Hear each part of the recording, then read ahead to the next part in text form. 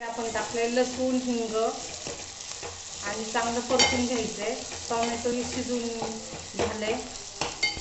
आता टाकू आपण 1 चमचा गोडा मसाला, 1 चमचा आपला घरचा काळा मसाला, थोडीशी हळद आणि ते परतून घेऊ 2 मिनिटं।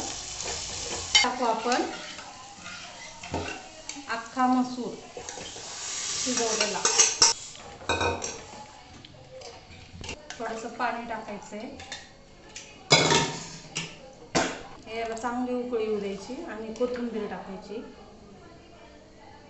हा झाला आपला, आणि चवीनुसार मीठ टाकायचं। आता हा झाला आपला अख्खा मसूर तयार।